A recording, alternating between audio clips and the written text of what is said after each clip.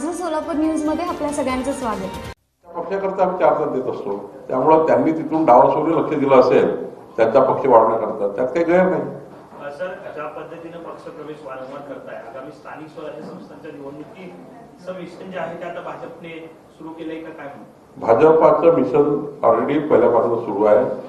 आम्ही आधीच ठरवलं की महाविजय लोकसभा, महाविजय विधानसभा, महाविजय स्थानिक स्वराज्य संस्था, आता 2025 मध्ये होणाऱ्या स्थानिक स्वराज्य संस्थेमध्ये आम्ही महायुतीमध्ये मोठ्या प्रमाणावर महाराष्ट्रात लढणार आहोत आणि मला विश्वास आहे की ज्याप्रमाणे विधानसभेमध्ये आम्हाला चांगलं यश मिळालं, स्थानिक स्वराज्य संस्थेमध्ये महायुतीला चांगलं यश मिळालं। दोन दिवसापासून संभाजीनगरचे पक्षप्रवेश होताना पाहायला मिळत आहे। खैरे आणि अंबादास दानवे जे विरोधी पक्ष नेते त्यांच्यातल्या वादामुळे खरं हे पक्षप्रवेश त्यांचा वाद नाही आहे, वाद मूळ आहे की उद्धवजींनी काँग्रेससोबत युती केली, उद्धवजींनी काँग्रेसचे विचार स्वीकारले, उद्धवजींनी हिंदुत्व सोडून काँग्रेसच्या विचाराशी संगनमत केलं, उद्धवजींनी मताच्या लागू करण्याकरता काँग्रेसचा स्वीकारला। उद्धवजींच्या रॅलीमध्ये म्हणजे उद्धवजींचे खासदार जेव्हा निवडून आले परभणीचे आणि नाशिकचे, तेव्हा त्यांच्या रॅलीमध्ये पाकिस्तानचे ध्वज फडकताना कार्यकर्त्यांनी बघितले आणि कार्यकर्ते अस्वस्थ झाले, म्हणून पक्षप्रवेश होतो।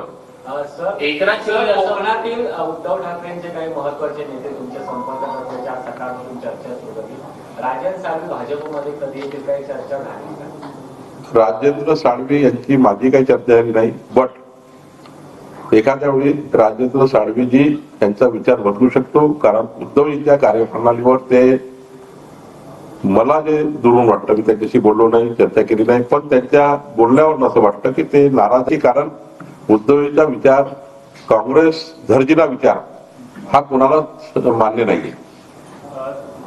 एकनाथ शिंदे असं म्हणतायत की लाडकी बहीण ही जी योजना आहे ती मी आणलेली होती, ही माझी संकल्पना होती, हे ती कोणाची संकल्पना समजायची? सगळ्यांचाच दावा महायुतीकडनं होताना पाहायला मिळाला। राज्याचे मुख्यमंत्री एकनाथ शिंदे जी असताना मुख्यमंत्री माझी लाडकी बहीण योजना महाराष्ट्रात आली, महायुतीचं सरकार असताना आली, आणि नेहमीच असं असतं, एकनाथ शिंदे सरकार, देवेंद्र फडणवीस सरकार, जे सरकार असतं त्या सरकारचं क्रेडिट असतं आणि त्यामुळे मुख्यमंत्री साहजिकच त्या सरकारचे प्रमुख असतात।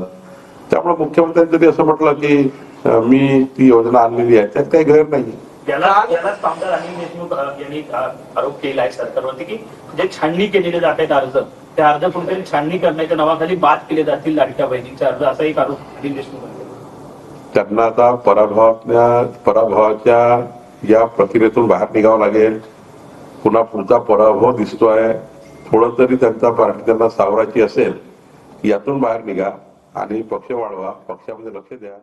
माझं सोलापूर न्यूज या यूट्यूब चॅनलला सबस्क्राईब करा आणि बेल आयकॉन प्रेस करायला विसरू नका।